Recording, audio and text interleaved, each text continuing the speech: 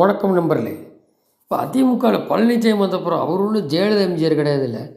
அப்போ சீனியர்கிட்ட இப்போ போன தடவை பார்த்தீங்கன்னா, இப்போ தினகரனுக்கு தனி கட்சி 15 சீட் சேர்த்து கூட அவருக்குள்ள அலாட் பண்ணணும்னு சொல்லி அமித்ஷா சொல்லியும் அவரையும் விட்டு தேமுதிகவும் வெளியில் விட்டு அது 1/2% இப்போ அப்படி 1/2% 3/4% கட்சியெல்லாம் உள்ளே வச்சுட்டு இருக்கா அப்படி ஸ்டாலின் ஜெயிச்சாலும் மக்களுக்கு ஒன்றும் செய்யாட்டு அப்படி விட்டுட்டு ஆட்சி இழந்துட்டாப்படி. அப்புறம் ஆட்சி இழந்துட்டு எங்கள் உளவுத்துறை இருக்குன்னு சொல்லி ஃபெயிலியர். அவர் சொல்லி கேட்கல. எது அவங்க சொல்கிறாங்கன்னா கரெக்டாக இருக்கும் டெல்லியில். இவர் சொல்லி சொன்னார். இப்போ அதே மனநிலையில் இருக்கார். மனநிலையில் இப்போ ஒரு பன்னீர் வெளியே போயாச்சு. இந்த பாஜக அது பின்னாடி சேர்த்துப்பாங்க வச்சுங்க. தினகரன் சேர்த்துக்கணுன்றாரு. இங்கே இவங்களுக்குள்ளேயே செங்கோட்டையன் இவருக்கு சீனியர். இவர் குரு மாதிரி உள்ள செங்கோட்டையன். அவர் அந்த தங்கமணி இப்போ பாருங்கள், அவர் நான் பேசுகிறேன்னு கையை தட்டி விட்ற தம்பிதுரையெல்லாம் ஒரு மந்திரியாக இருந்தவர் அங்கே சென்ட்ரல் லெவலில். அவர் மூஞ்சி ஒரு மாதிரி இதாகிடுச்சு. அப்புறம் செல்லூர் ராஜு காரில் ஏறவும் வேறு காரில் வாங்கன்றாரு செல்லூர் ராஜு.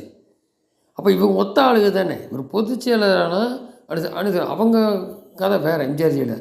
இது இவங்க சம்மந்தோட ஒத்த ஆளுக தானே. ஏற்கனவே 2 பேர் திமுக போயாச்சு. திமுக இன்டேக்டாக இருக்குது. அப்போ இவர் என்ன சொல்கிறார், வேறு கூட்டணி இன்னும் வரல, வேறு பாஜக மட்டும்தான் இருக்குது.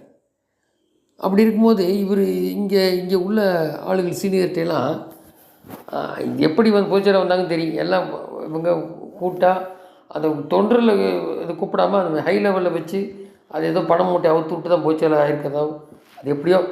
ஆனால் வந்தவர் அந்த மெக்னானிமஸ் வேணும்.